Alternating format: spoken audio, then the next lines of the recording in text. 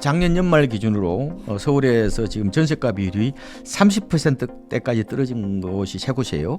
강남구가 37.6, 송파구가 39.6, 용산구가 39.9예요. 불과 1년 전만 하더라도 전세가 비율이 42에서 44% 정도 되었다고요. 매매 가격이 전세 가격보다 많이 오르니까 이런 현상이 나타나는 거죠. 강남 불패도 좋고 한강벨트 갈아타기도 좋다는 거예요. 좋은데 너무 과도하게 선반영된 게 아닌가 하는 부분에 대해서 의심을 한번 해봐야 될 것 같아요. 아무리 우량한 블루칩이라도 가격이 먼저 달리면은 부담스럽죠. 그리고 제가 지방선거 이후에 똘똘한 한채 흐름을 차단하기 위해서 여러 가지 지금 대책이 나올 수도 있고.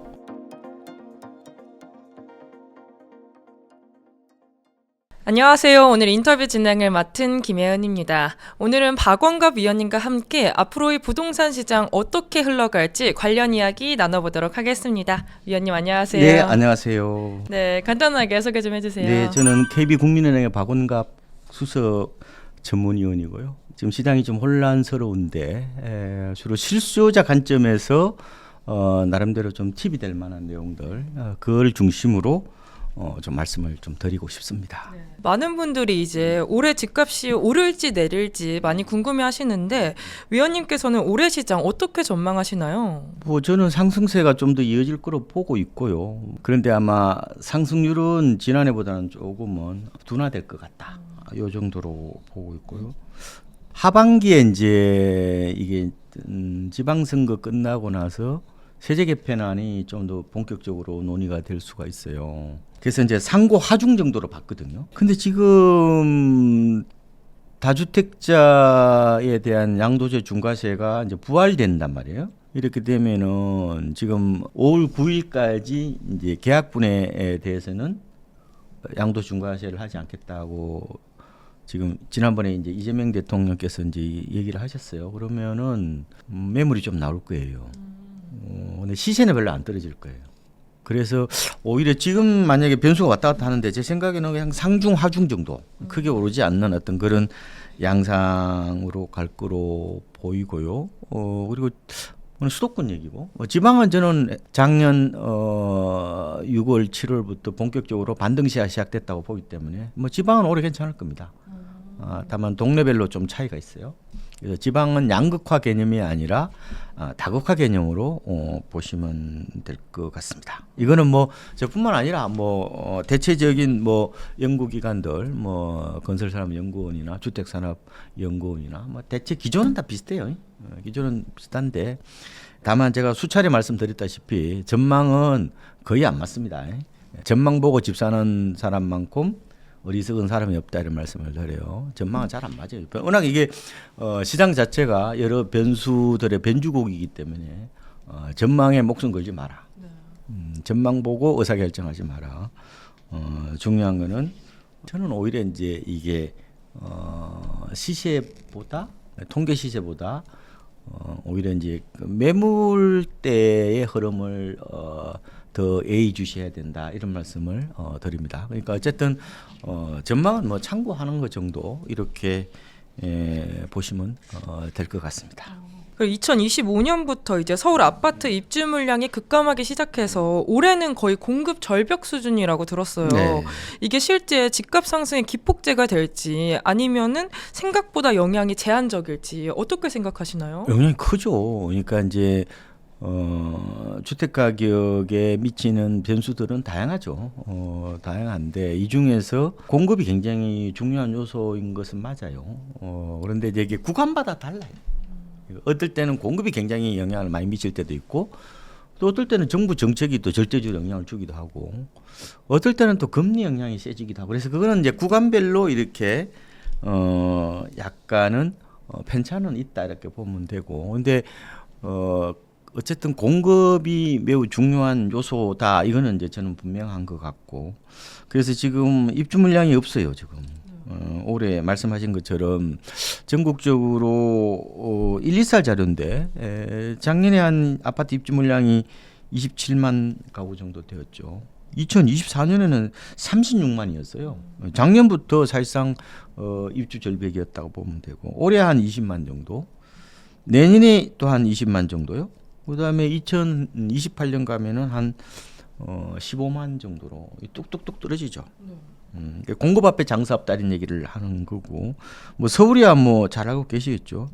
작년이 한 3만 7천 가구 정도 입주했고, 올해가 2만 5천, 내년이 1만 3천, 그다음에 2028년 되면은 11,000 정도로 줄어요. 근데 물론 이게 약간 변동은 있어요. 변동은 있는데 어쨌든 대체적인 추세가 지금은 공급이 여의치가 않다 이렇게 보시면 되는데, 그러면은 이렇게 볼 수도 있을 거잖아요. 우리나라에 지금 아파트가 1297만 채 정도가 돼요. 그런데 한 해 입주해봐야 2% 안팎이거든요. 그러면 이게 조금 늘어난다고 집값이 떨어지고 이게 조금 준다고 해서 집값이 오른다는 논리가 맞아요? 전체 이게 스톡이란 저수지의 물량이 워낙 많은 건데 그거에 비하면 이 세 발의 핏밖에 안 될 수도 있잖아요. 그렇죠? 그래서 오히려 신규 입주 물량보다 오히려 매물 공급량이 더 중요하다 이런 얘기도 해요. 그거는 전 옛날 얘기라고 보는 거지 저는. 왜? 지금 얼육신 문화잖아요. 그러니까 이런 풍요로운 시절에 태어난 선진국 국민이라 할 수 있는 이 MZ 세대가 시장을 주도하기 때문에 양보다 질을 따지는 시대라면은 신규 공급이 제때 안 되면은 시장의 안정도 어떻게 보면은 장담하기가 어려운 그런 시장의 어떤 체질 변화 이걸 이제 같이 보고 제 생각에는 판단해야 된다는 거죠. 그래서 어쨌든 중요한 것은 주택 시장에 미치는 변수들은 많지만 지금과 같은 이런 얼죽신 문화에서는 신규 아파트 공급의 어떤 중요성 이걸 한 번 더 우리가 인식을 해야 된다. 저는 이렇게 보고 있는 거죠. 그리고 이제 매매가보다 전세가가 더 무섭게 오르고 있다고 들었어요. 네. 높아진 전세가율이 또 매매 시장에는 어떤 충격을 줄 수 있을까요? 그거는 영향 없어요. 지금은 그런 구조는 아니에요. 그러니까 그거는 주로 이제 과거에 2016년, 뭐 2017년 이럴 때 이제 매매 가격을 밀어올렸던 그때 이제 그 추억이 있거든요. 그런 일종에 보면은 그 과거의 어떤 룰들이 지금 통하지 않아요. 왜냐하면은 전세값이 워낙 낮기 때문에 그래요. 지금 국민은행 기준으로 보면은 서울 아파트 전세값이 51% 정도예요. 이게 자꾸 떨어지는 거예요, 지금 이거. 제가 16년 말씀드렸잖아요. 그때 당시에 전세값이 75.1%까지 갔어요. 그때 비해서 얼마 빠진 거예요, 지금? 75에서 51이면은 24%포인트 정도 떨어진 거죠. 그러면은 지금은 매매 가격이 어떻게 보면 오히려 전세 가격을 상승기능시키는 어떤 측면이 있겠네요. 오히려 전세가 매매를 밀어올리는 그런 상황은 아니라고 보면 돼요. 그때와 국민이 달라요. 자, 그러면 이렇게 보셔야 돼. 그러니까 지금 전월세 시장이 불안하단 말이에요. 제가 보니까 서울 아파트가 2년 전에 비하면은 전세 가격 기준으로 보면 10% 정도 올랐어요. 이사 가는 사람은 올해 굉장히 좀 힘들 수 있어요. 그죠? 2년 전하고 따져야 되니까. 그런데 이제 과거에 이런 이제 전세가 내재가 치고 매매가 이제 교환 가치잖아요. 그런데 이게 이제 전세 가격이 많이 올라서 매매 가격을 이제 밀어 올리는 형태들은 당분간 없어요. 왜냐하면 이게 적어도 60% 정도는 돼야 이게 밀어 올린다고 그러는데 지금 51%인데 더 낮아지고 있잖아요. 자꾸. 그러면 전세 가격이 안 올랐냐? 그렇게 보시면 안 돼. 이 구조가 이렇게 보시면 돼요. 그러니까 매매 가격이 이제 급등했단 말이에요. 작년에도 그래요. 매매가 급등했어 작년에. 매매가 급등하고 나면은 결국 전세 가격도 뭐요? 이게 어떻게 보면 상승 견인시키는 측면이 있어요. 그러면 내가 전세에 들어갈 수 있는 돈이 없어요. 그럼 어떻게 돼요? 그러면 보증금을 낮추고 뭐요? 그럼 이제 월세로 들어가는 거죠. 그러니까 지금의 전월세 시장의 불안의 핵심 바로 진앙지이자 바로 근본적인 어떻게 보면은 문제점 그게 어디냐? 그게 바로 매매 가격이 급등해서 나왔다는 거예요. 그렇게 봐야 돼. 그러니까 여러 논문들도 보면은 오히려 매매 가격이 전세 시장에 미치는 영향이 더 크다. 그러니까 전월세는 기본적으로 매매 어떤 가격에 종속되는 개념이다 이런 얘기도 해요. 그죠? 그러면 어느 정도 설명이 되겠죠. 그러면 그래서 올해 이제 관전 포인트 중에 하나가 작년에는 매매가 만약에 한 10% 올랐으면은 전세는 한 30%밖에 안 올랐단 말이에요. 3%밖에 안 올랐단 말이에요. 3분의 1 정도밖에 안 올랐다고. 근데 올해는 대체적으로 뭐냐면은 매매보다 전세가 더 많이 오를 거로 예상을 하죠. 그죠? 그래서 지금 근산년 같은 경우 전국적으로 이제 집값이 매매는 0.8%, 근데 전세는 4% 오를 거로 본단 말이에요. 그게 무슨 얘기냐? 어떻게 보면은 그 동안에 매매에 비해서 전세 가격이 안 올랐단 말이에요. 그래서 올해는 아마 매매 가격이 약간 이렇게 근접하려는 수렴 현상이 일부 나타나지 않을까 이렇게 보죠. 그러면 어떻게 돼요? 전세 가격 그 비율이 조금 높아지겠죠. 높아진다 하더라도 60%까지는 안 가요. 1년 사이에. 그럼 밀어올리는 힘은 약하단 말이에요. 그래서 옛날에 뭐 전세값 많이 올랐어요. 그러면 뭐 매매값 밀어올려. 그거는 10년 전 얘기라고 보시면 되겠습니다. 그리고 또 이제 한국은행이 기준금리를 동결했잖아요. 그런데 시장에서 체감하는 주담대 금리는 오히려 올라가고 있는 모습인데요. 이 부분이 또 부동산 시장에 어떤 영향을 줄 거라고 보시나요? 최근에 지금 담보대출이 6%까지 올라왔죠. 그래서 이제 지금 한국은행이 올해 아마 제 생각에는 금리 인하가 쉽지는 않을 것 같고 설사 한다 하더라도 한 번 정도 오히려 올려야 된다 이런 얘기가 나와요. 왜냐면 환율 때문에 그런 거 환율 때문에 환율이 높으면 물가가 올라가잖아요. 수입물가 올라가잖아. 그래서 이게 금리 인하를 하기가 어려워요. 물가를 관리해야 되는 한국은행 한번 들어가 보시면은 그다가 자기들이 뭐라고 써놨냐면 이게 물가 안정이라는 이게 엄청나게 큰 플래카드는 아니고 이거 아예 벽에다 박아놨어요. 이렇게 돌로 이렇게 새겨놨는데 그만큼 중요하다 이렇게 보시면 될 것 같고 제 생각엔 금리보다 올해는 오히려 통화량 부분에 대해서 아마 다들 걱정을 하지 않을까 이런 생각이 들어요. 그러니까 지금 뭐 한국은행에서 이제 이게 유동성 지표 중에 하나가 이제 M2라고 이제 얘기해요. 시중에 풀린 총 통화량인데 이게 광의 이제 통화라고 하죠. 이게 지금 ETF를 이제 빼버리고 이제 통계를 내는 어떤 그런 상황인데 어쨌든 ETF가 이제 사실상 이게 주식 투자하는 거잖아. 이걸 갖다가 M2로 넣기는 좀 곤란하다. 이 글로벌 스탠다드로도 안 넣는다. 그래서 이걸 이제 빼고 이제 그걸 이제 신지표 또 하나는 이제 옛날 것도 이제 발표를 해요. 근데 이제 새로 이제 이렇게 잡은 거는 1년 전보다 한 지난 11월 통계로 보면은 한 4.8% 정도 늘어났어요.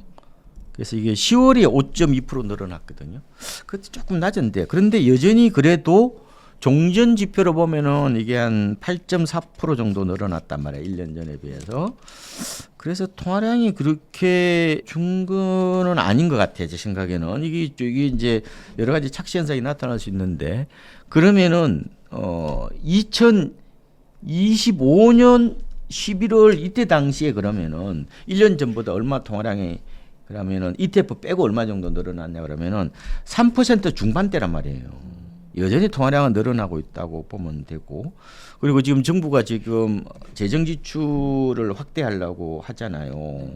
예산도 지금 역대 최대인 뭐 729조까지 지금 편성해 놓고 있는 상황이니까 이렇게 되면은 결국은 통화량이 늘어날 수가 있어요. 부동산은 따로 있는 게 아니라 화폐 현상이기 때문에 저는 이 부분에 대해서 좀 유동성 관리 이것도 좀 신경을 써야 된다. 그러니까 이런 게 있잖아요. 이게 내과에 있잖아. 결국은 이게 물이 많이 흐르면은 그죠? 여차하면 이게 넘쳐버릴 수가 있잖아요. 그러면 이 제방뚝이라고 그래요. 제방뚝으로 그러면 굉장히 높게 쌓든지 아니면은 그 나오는 물을 좀 줄이든지 뭐 그런 부분들이 있긴 한데 여러 가지 지금 정책은 그래 뭐 단박에 이렇게 막 이렇게라 저렇게 하기가 그 쉽지는 않은 부분이 있어요. 왜냐면 여러 요소들을 이제 고려를 해야 되겠는데 어쨌든 시장이 걱정하는 부분들이 이 통화량 팽창에 대한 걱정이 많단 말이에요. 이게. 그래서 이 부분에 대해서 어쨌든 간에 좀 급격하게 늘어나지 않도록 하는 뭐 그런 게 좀 뭐 통화 당국이나 뭐 정부 당국에서도 좀 신경을 써야 되겠다는 뭐 생각은 하고 있습니다. 그리고 말씀하신 것처럼 최근 지방시장에 대한 관심도 조금씩 살아나고 있는데 2026년 지방시장 어떻게 보시는지. 지방 괜찮아요. 제가 작년에 아마 지방에 대해서 얘기를 했는데, 그러니까 2025년 하반기, 그러니까 작년 하반기부터 아마 수도권과의 갭매우기 혹은 순환매가 나타날 거다고 말씀을 드렸는데 지방을 너무 그래 부정적으로 보시면 안 돼요. 이게 시장은 이게 고정돼 있는 게 아니라 움직이는 유기체란 말이에요. 그래서 자꾸 옛날 그런 프레임을 가지고 뭐 시장을 바라보는 거는 진짜 위험한 거예요. 그런 이제 어떻게 보면 한눈을 가리고 시장을 보는 거기 때문에 지방도 좋죠. 왜 나빠? 근데 문제는 이런 거죠. 이게 이제 미분양이 저렇게 많은데 왜 지방이 좋아지냐는 거예요. 그래서 그거는 구조를 몰라서 그래요. 무슨 얘기냐면은 지금 미분양은요 할인해도 주변 시세보다 비싸요. 그럼 어떻게 되겠어요? 그러면 기존 아파트가 먼저 팔리고 나서 그 다음에 서서히 미분양이 해소되는 구조란 말이에요. 그럼 미분양이 지금 악성 미분양이잖아요. 불 꺼진 아파트죠. 2년 전부터 미분양이에요 지금. 그래서 지금 입주 됐는데도 불이 꺼져 있어요 지금. 네. 건설사들 전부 다 잔금이 안 들어오니까 이게 어떻게 보면 목줄을 재는 어떤 그런 꼴인데 그러면은 지방은 이렇게 보셔야 돼. 기존 아파트가 이렇게 팔리고 난 다음에 그 다음에 미분양이 해소되는 구조로 봐셔야 돼요. 그러니까 어디다가 그걸 초점을 맞추냐는 거예요. 그 초점 착각이라고 그러거든요. 여기다 초점을 맞추면 당연히 뭐 오를 이유가 없죠. 지방에 가보면 젊은이들 다 서울로 다 오고 지역경제도 안 좋고 그런데 왜 지방 집값이 왜 오르냐고요. 그런 막연한 선입관을 가지고 보시면 안 된다니까. 통계 지표로 보면 그렇게 보시면 안 돼. 자, 봐요. 이게 아파트 실거래가가 이제 굉장히 중요한 전에 선행성을 띠고 있는 지표라고 보는데 지방이 지난해 11월까지 지금 통계가 나와 있어요. 누계로 보면은 0.12%로 플러스입니다. 반등은 6월부터 시작됐어요. 그래서 7월은 이제 소폭 조정을 받다가 계속 이제 8월 이후에 지금 4개월째 오르고 있는데 저는 본격적인 회복 장세로 진입을 했다고 보는 거다. 그 중에서 이제 선발대가 울산이죠. 울산은 작년 11월까지 실거래가 아파트가 4.5% 올랐고요. 많이 오른 거예요.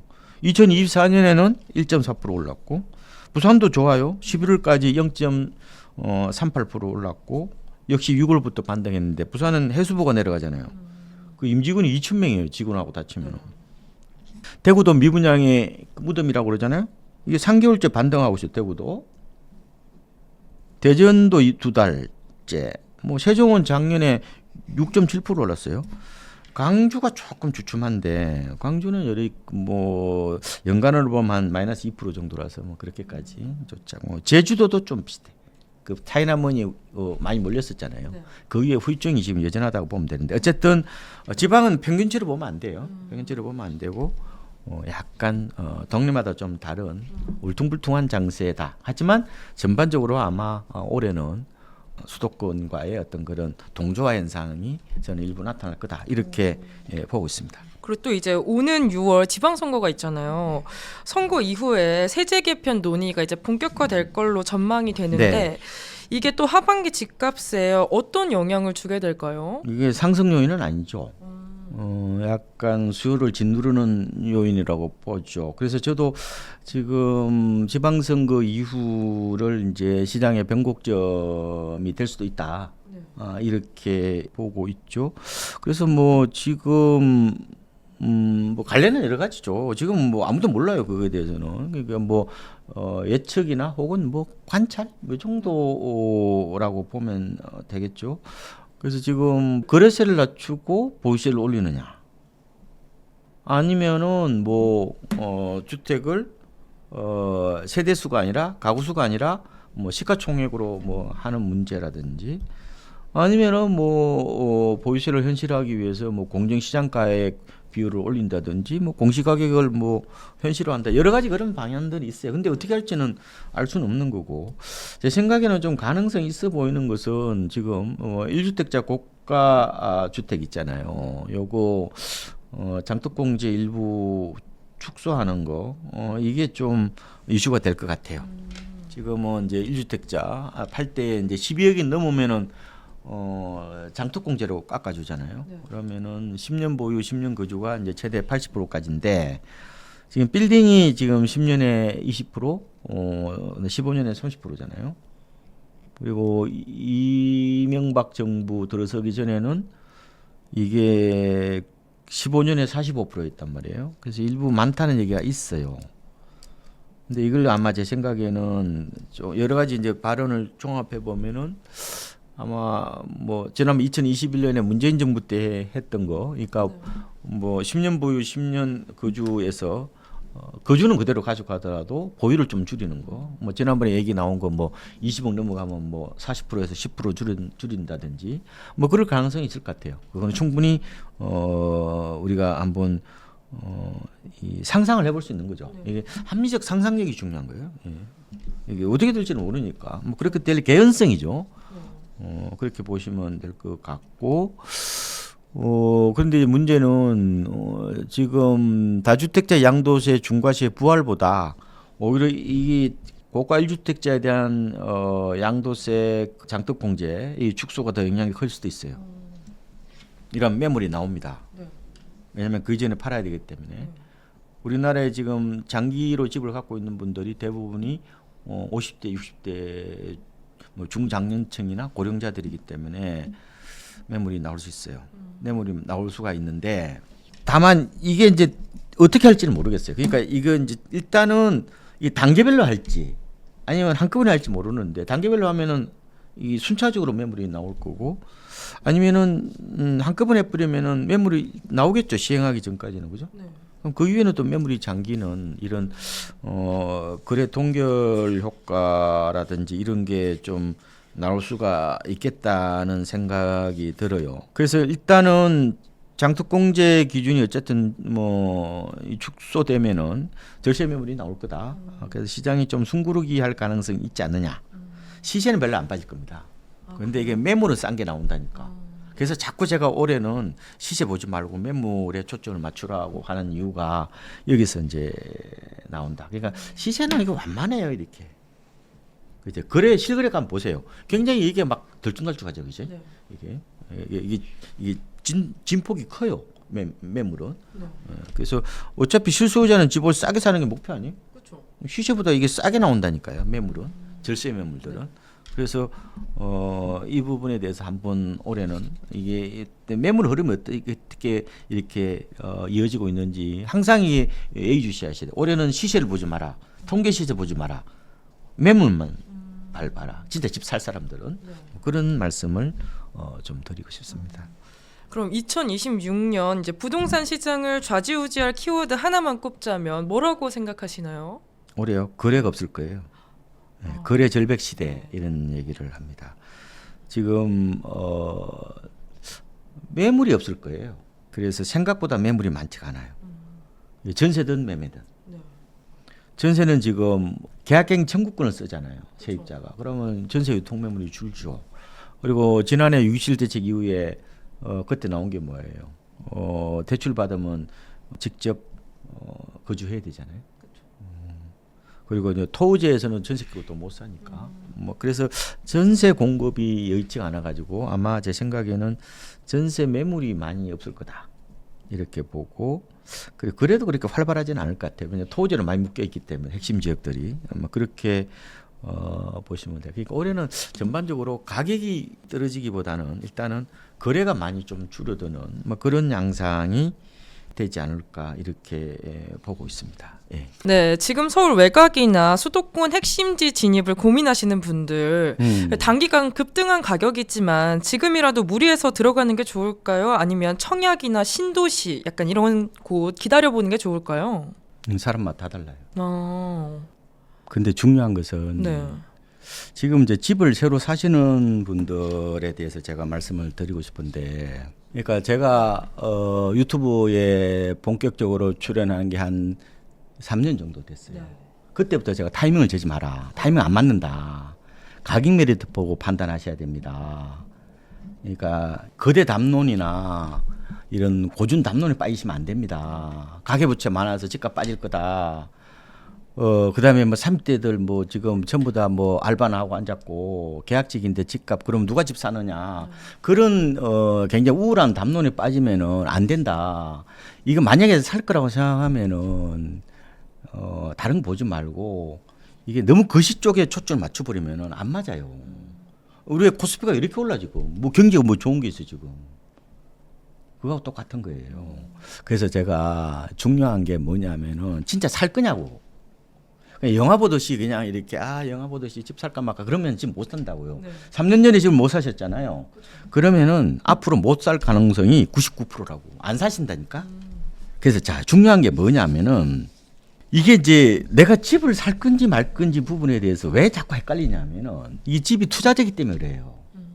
물론 이제 집은 홈과 하우스에 어떻게 보면은 외줄타기라고 할 수 있고 그 밸런스거든요. 어떻게 보면은.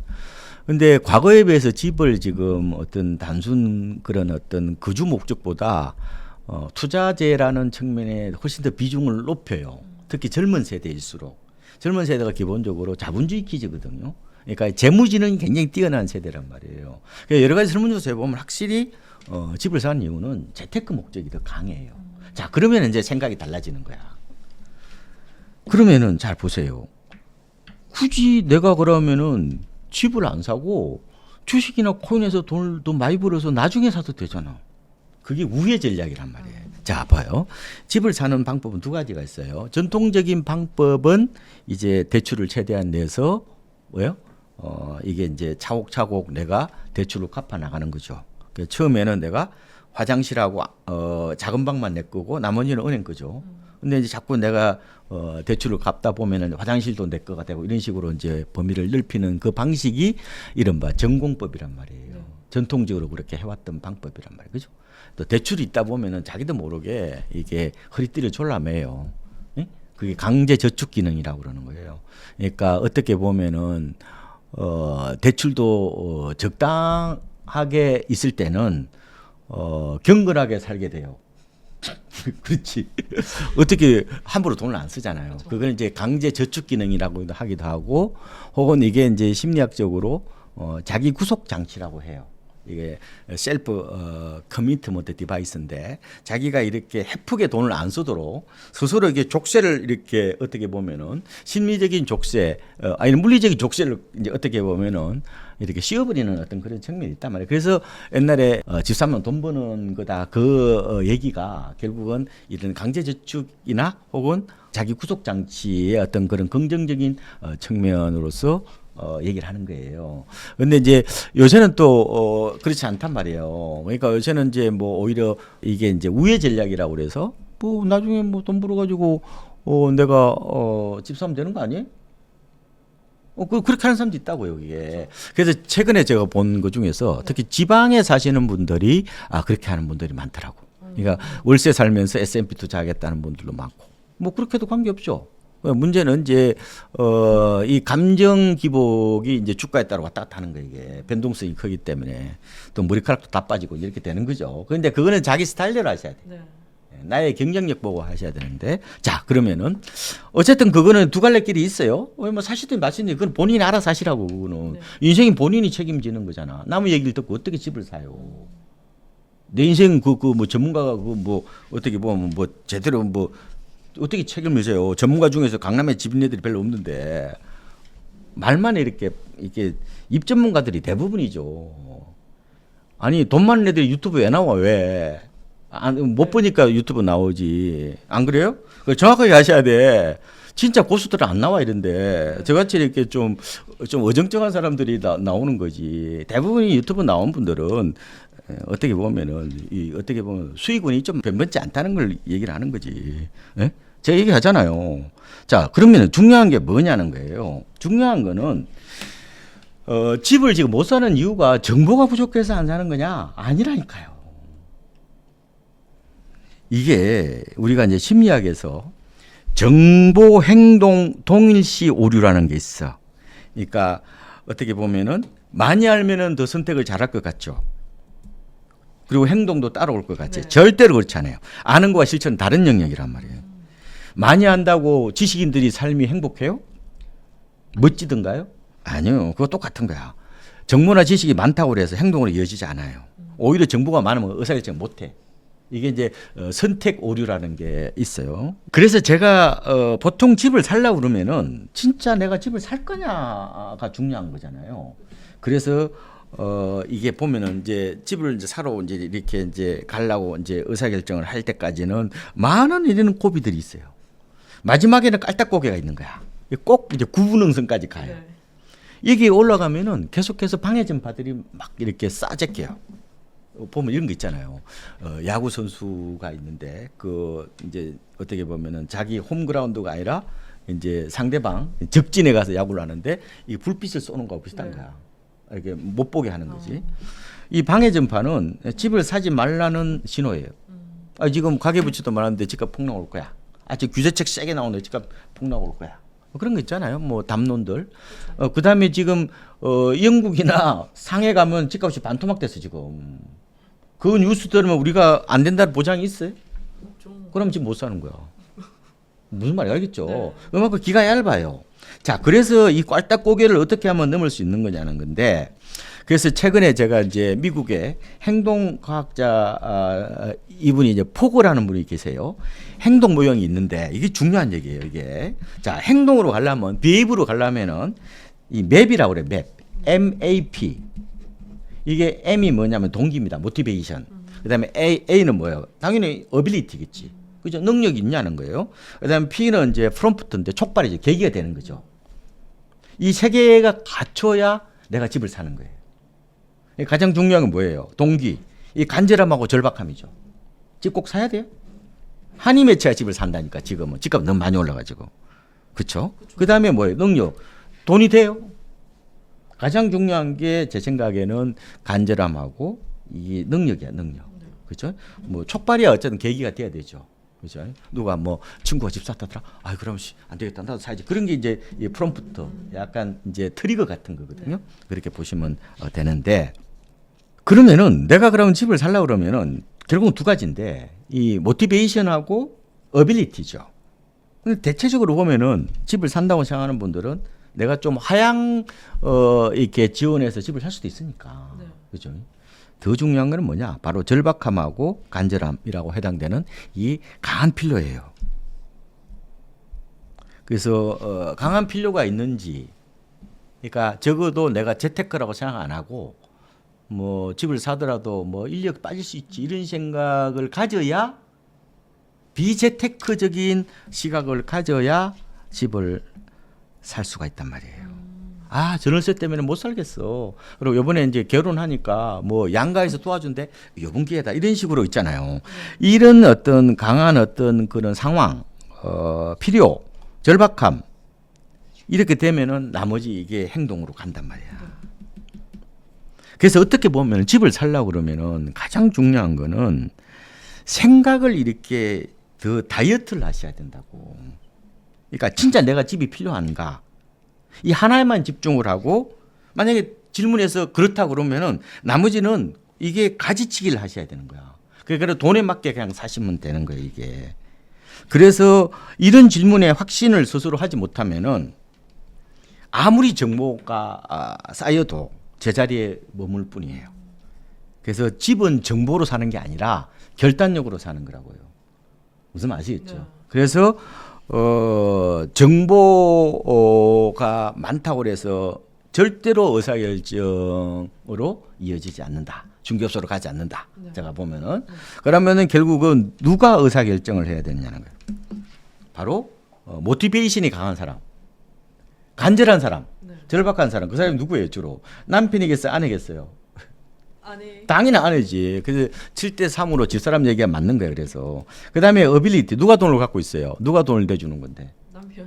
그러면 주로 이제 이렇게 되면은 요즘은 또 여성분도 돈 있는 분들이 많기 때문에 그래서 이 이제 능력자하고 절박한 자 이 사람들이 어쨌든 의기투합해서 의사결정을 내리면 되는 거예요. 근데 대부분의 남자들은 뭐 능력도 없는 경우도 저는 맞벌이 하기 때문에 뭐 저는 뭐 물론 남자가 아직까지 소득이 좀 많은 경우는 많지만 이게 능력보다 결국은 이 모티베이션 그러니까 결국 동기 이게 저는 집을 살지 말지 결정하는 요소지 나머지는 유튜브 가면 다 있어 그리고 그거는 어차피 막상 집을 사 보면은 이게 그냥 어차피 지금 서울 전역과 경기 남부 지역 이른바 좋은 지역들은 갭 투자가 안 된단 말이에요 지금은. 그렇죠. 네. 그러면은 집을 어디가 살 거냐? 그러면은 결국 직장하고 가까운 데를 사든지 아니면은 애는 누가 봐줄 건데? 애를 누가 봐줄 거냐고요. 그럼 처갓집에서 봐줄 건지 시댁에서 봐줄 건지를 봐야 될 거잖아. 그러면은 만약에 주위에서 보면은 시댁에서 그러면 내가 우리 애를 봐주러 와요. 분당에 가보면은 아침에 유치원에 유아원이나 유치원에 가는데 거의 70%가 할아버지 할머니야. 엄마는 다 맞벌이하고 아침 출근하고 없다니까. 그러면은 뭐예요, 그러면? 자, 그럼 중요한 게 뭐예요? 재테크가 중요한 게 아니야. 살아가는 게 더 중요한 거야, 그러면. 재테크는 부차적인 거죠. 그러면은 어때? 애를 누가 봐줄 거냐는 거야. 그러니까 부모가 올 거냐? 그러면 조금 자유로워지죠, 그죠? 그렇지 않고 그러면은 지금 대부분이 이 방송을 듣는 분들이 뭐 삼성전자나 아니면은 뭐 하이닉스 사장님 딸 아들이 이 방송을 듣겠어요? 대부분이 다 고만고만한 삶이라고 저처럼 다 그렇게 사는 사람인데 그러면은 애를 누가 봐줄 거냐? 그러면 애를 내가 우리 그러면 시어머니나 아니면은 우리 친정 엄마가 그러면은 내 집에 와서 그러면 애를 봐주고 애 유치원도 보내고 그런다면은 그러면 친정 엄마 옆에 가야 되잖아. 그러면 가장 좋은 데가 어디야? 가장 좋은 재테크 장소가 어디예요? 가장 좋은 내 집 마련 장소가 어디냐고. 이게 바로 처세권이라고 그걸 보고. 네? 네. 처세권이잖아. 처갓집 가까운데 남자 입장에서는 아니면은 뭐 친모가 가까운데 친세권인가 그럼 뭐? 그러니까 이게 살다 보면은 우리가 모든 것은 뭐 재무적 어떤 그런 가치 판단도 중요하긴 하지만 막상 디테일하게 쑥 들어가 버리면 뭐 강남 좋은 누가 몰라요.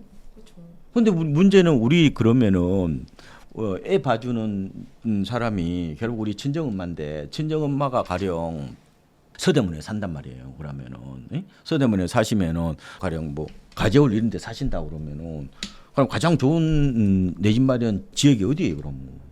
바로 옆동이지, 뭐요, 옆동. 옆동이 가장 좋은 데지. 그러니까 그렇게 해야 의사결정이 되지. 그냥 막연히 재테크적인 시각에서 지금 바라보면은 굉장히 위험하고 그리고 지금 양도세도 지금 보니까 이제 거주에 따라서 더 준대잖아요, 그죠? 할지 안 할지 모르지만 그죠? 그런 얘기 나오잖아. 그러면 집의 가치가 달라요, 지금. 지금 옛날에는 이런 게 있잖아요, 뭐 몸텍 그런 거 있잖아. 이제 그거 안 돼 이제. 이제는 정주 공간. 이제 거주 가치가 훨씬 높은 쪽에 초점을 맞춰야 되는데 문제는 이게 30대 40대하고 50대 60대 또 달라요. 60대 되면은 50대 되면은 이제 애가 다 대학교 들어가면은 이제 완전히 저 해방 총각 되는 거거든. 그러면 학군 안 따야 되잖아요. 네. 그 이전에는 제가 보면 주거지 선택은 이게 제가 보면 우마차에 묶여 있는 개의 신세라고 그러거든. 아니 애가 학교인데 어디로 가요? 쉽지도 않아. 그래서 생각보다 내가 선택의 여지가 그렇게까지 없어요. 보면은 그죠? 네. 애가 잘 돼야지. 저도 애가 이제 다 네. 컸어요. 네. 다 컸는데 제가 진짜 그 우리 후배님들 나보다 좀 어린 분들한테 제가 드리고 싶은 말씀은 애가 잘 돼야 돼. 애가 잘못되면은 나의 노후가 없어요. 그렇죠. 요새는 요즘 세대들이 삶의 중고점이 굉장히 높기 때문에 중소기업 들어가면은 금방 또 나와버려. 그러니까 물론 이제 중소기업 다니는 분들도 계시고, 그런데 기본적으로 이게 SNS 때문에 삶의 만족의 중고점이 너무 높기 때문에 저는 애 키우기가 그만큼 어려운데 어쨌든 최선을 다해 보는 게 중요한 건데 저는 우리 아들 그 한창 클 때 가장 걱정이 은둔은 외톨이 될까 싶어가지고 가장 두려웠어요 그게. 그래서 중요한 거는 재테크가 아니에요. 진짜 중요한 거는 이게 애가 잘 되고 부부싸움 안 하고 잘 화목하게 뭐 파뿌리 될 때까지 같이 잘 사는 게 중요한 거지. 집은 좀 부차적인 것 같아요. 운이 닿으면은 또 있죠. 돈을 벌 수도 있죠. 근데 이왕이면은 좀 오른 데가 좋겠지. 네. 그런데 그게 쉽지 않아요. 지혜라는 것은요. 항상 우리 삶의 지혜라는 것은 마법의 상품이 없는 거예요. 마법의 해결사가 없는 거고 그다음에 이 지혜라는 것은 되는 거하고 안 되는 걸 구분해야 돼. 가장 그러니까 되는 거는 진짜 밀어보고 안 되는 것은 마음을 좀 내려놓고 이렇게 그 안에서 내가 설계를 하는 뭐 그런 것도 마음 챙김이라고 많이 하는데 마인드풀리스 이런 거하고 좀 비슷한 건데 어쨌든 제가 드리고 싶은 거는 자 중요한 거는 시장 흐름도 중요하지만 그거보다 더 중요한 것은 막상 중요한 거는 그죠? 아까 간절함하고 절박함. 네. 그다음에 자금력 이게 결국은 결정을 한다. 나머지는 좀 그러면 좀 싼 거 사면 되잖아. 그렇죠? 그런 식으로 해야 집을 사지. 괜히 뭐 올해 그러면 집값이 뭐 0.8% 오르면 그러면 올해 오르니까 사야 되고 마이너스 뭐 0.2% 되면 뭐 안 살 거고 그런 식으로 생각해 버리면은 의사결정이 안 됩니다. 그런 말씀을 꼭 좀 드리고 싶어요. 그리고 이제 위원님께서 시세 말고 이제 매물을 보라 네, 이렇게 네. 말씀을 주셨는데 그럼 급매물을 판별하는 위원님만의 기준이 좀 있을까요? 급매물도 이게 뭐 그 천차만별인데 제 생각에는 아마 집값의 한 3% 정도 내지 5% 정도면 싼 것 같아요. 네. 그 정도면 싸죠. 그런 매물 생각보다 없어요. 그런데 이제 올해는 제가 급매물 발굴의 해라고 제가 얘기를 하거든요. 네. 내 집 마련 수요자들한테 아마 급매물이 제법 나올 겁니다. 네. 아까 양도세 지금 중과세 그거 다시 부활하잖아요. 그러면은 5월 9일까지 계약을 해야 된다면은 매물은 이게 적어도 한 4월 중순까지 나올 거예요. 왜냐하면 이 토지에는 아파트를 살려면요 허가를 받아야 되잖아요. 그렇죠. 그러면은 이게 그러니까 토일을 빼고 15일이니까 그러면 실제로 한 20일 걸려요. 그러면은 아마 4월 중순 정도까지 아마 매물이 나올 수 있을 거예요. 그걸 사셔야 돼. 그죠? 그걸 사셔야 되고 또 아까 1주택자 장기보유 특별공제 그거 흔들면은 또 매물 또 나올 거라고 그랬잖아요. 그런 매물을 사셔야 된다는 거예요. 제 말씀은. 근데 이런 매물이 뭐 있어요? 유선 나온 막상 가보면 또 없어. 그래서 중요한 게 이제 범위를 넓게 잡으라는 거예요. 그렇죠. 그래서 뭐 동으로 보면 한 10개 정도.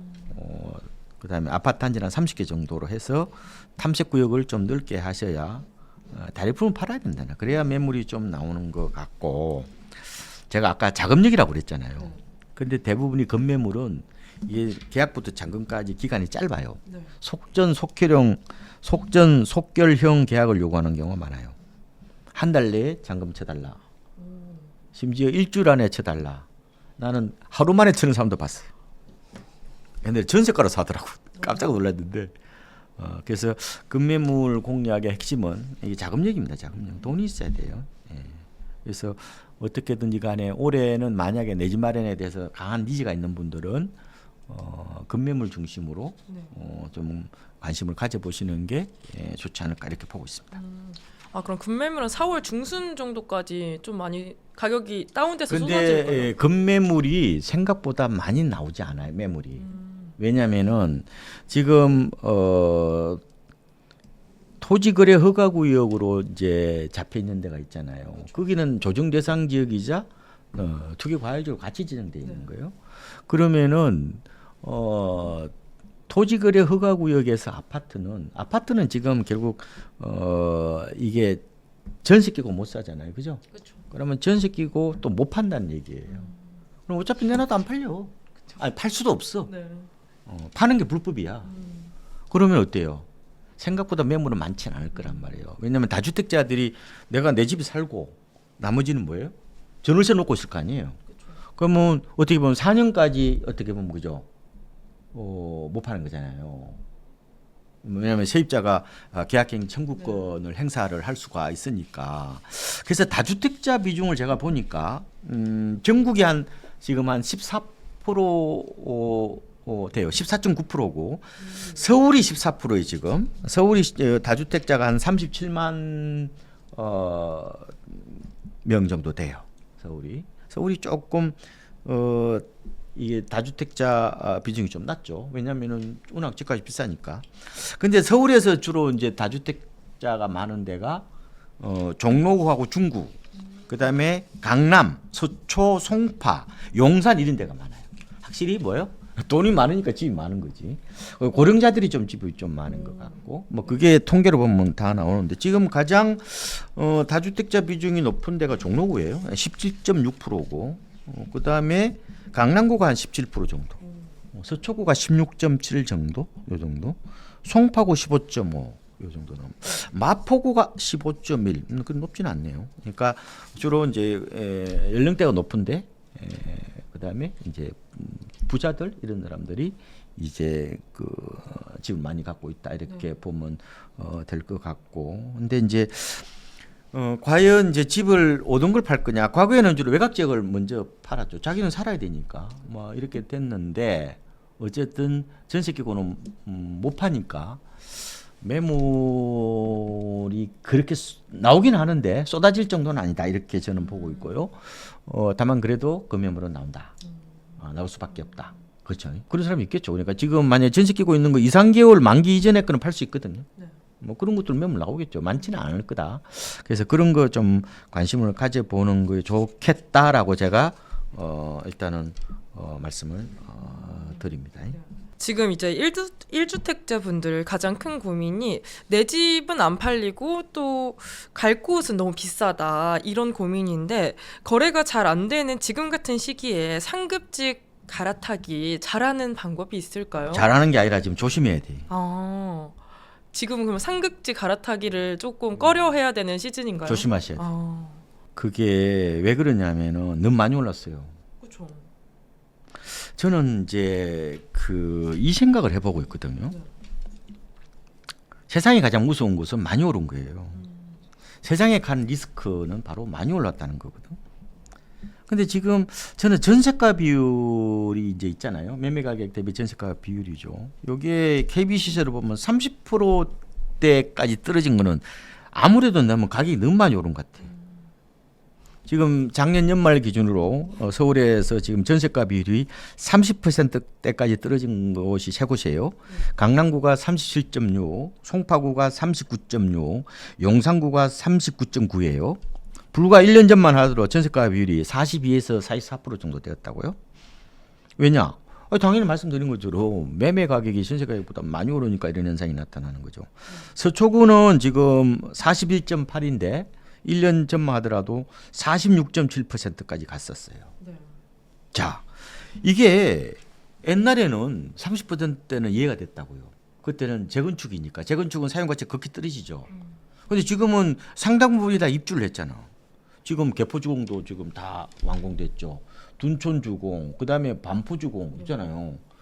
근데 뭐 어디 이런 것들 지금 송파도 지금 뭐 L3 리센저 트리죠. 뭐 지금 다 지금 준공됐잖아요. 이런데도 불구하고 왜 전세가 비율이 30%대로 이렇게 낮아졌냐는 거예요.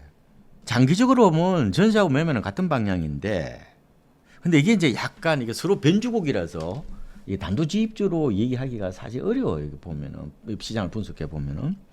근데 제가 드리고 싶은 말씀은 강남 불패도 좋고 한강벨트 갈아타기도 좋다는 거예요. 좋은데 너무 과도하게 선반영된 게 아닌가 하는 부분에 대해서 의심을 한번 해봐야 될 것 같아.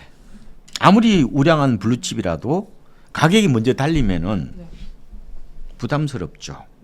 그리고 제가 지방선거 이후에 똘똘한 한채 흐름을 차단하기 위해서 여러 가지 지금 대책이 나올 수도 있고, 그렇죠.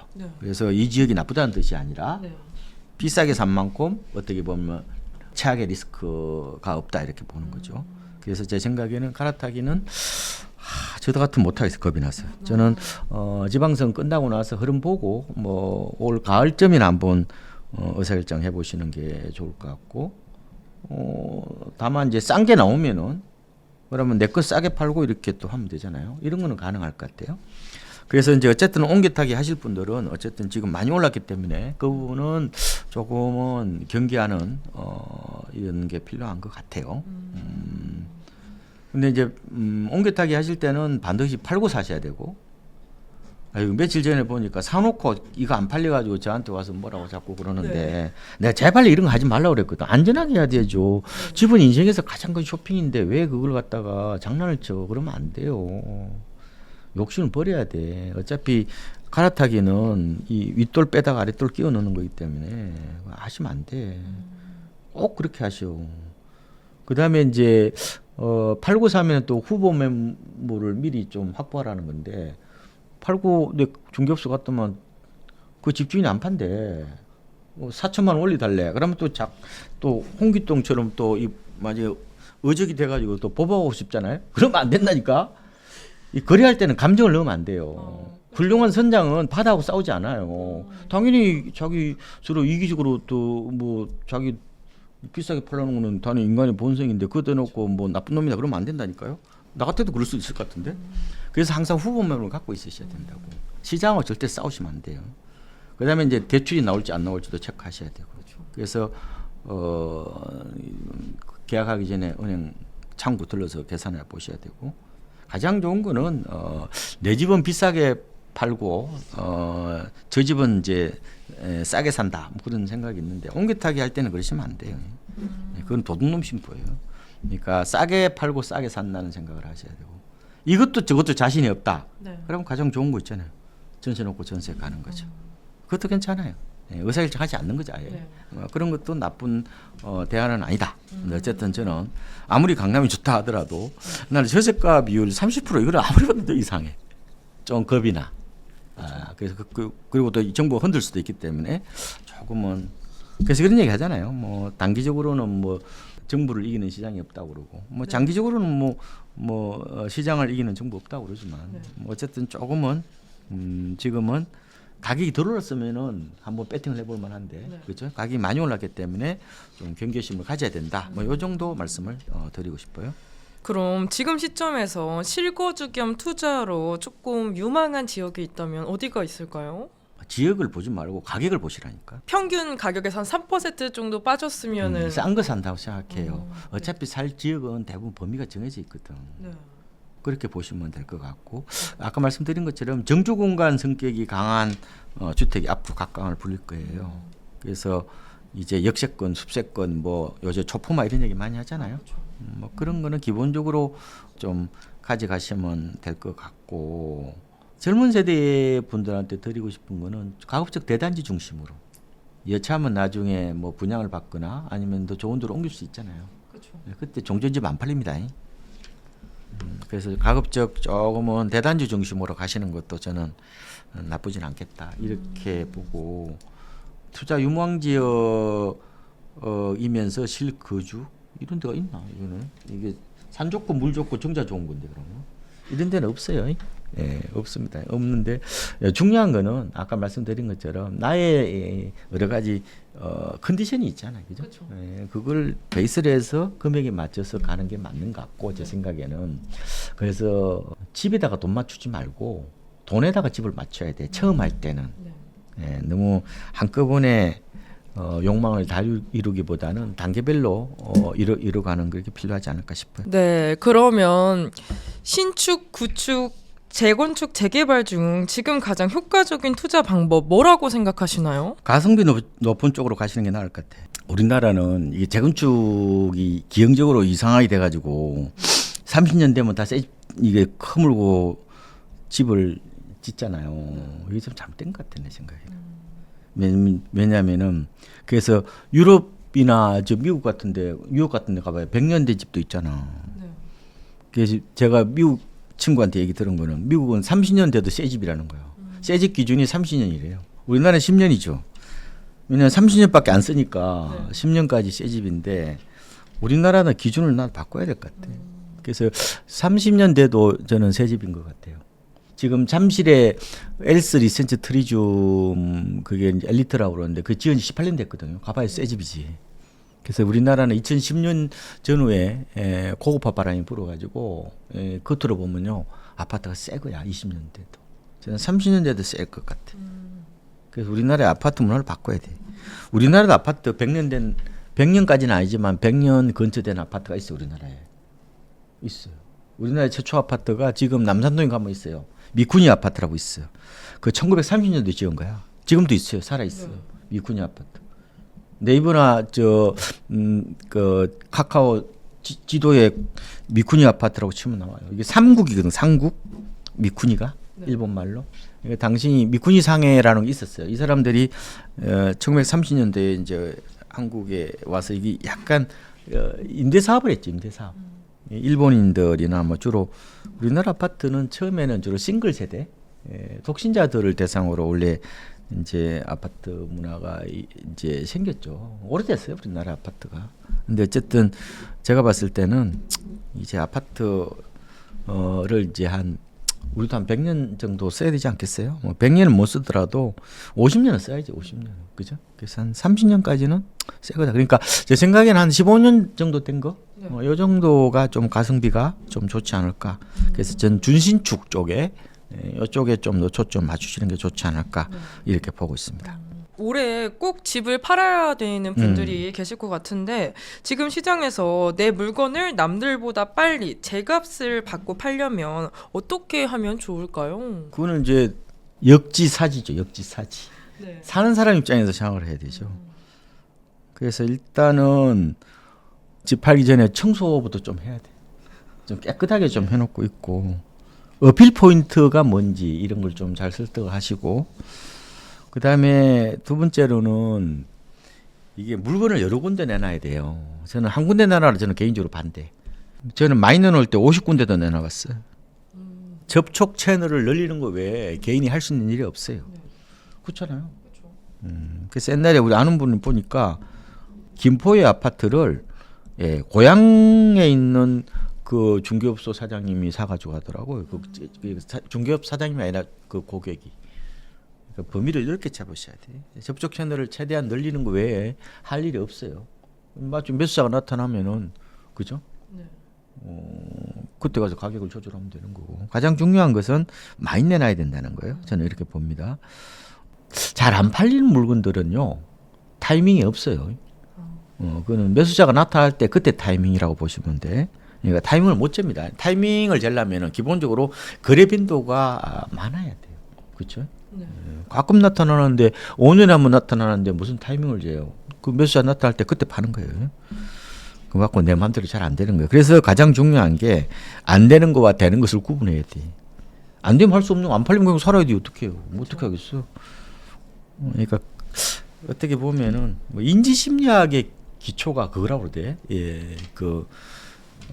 김경일 교수 저하고 개인적으로 그분이 친한데 그분 책을 보니까 인지 심리학의 기본이 되는 거하고 안 되는 거하고 잘 구분하는 게 그게 지혜 아니에요. 어떻게 보면 뭐 그렇게 그냥 어떻게 보면 뭐 다 상식이죠, 그죠?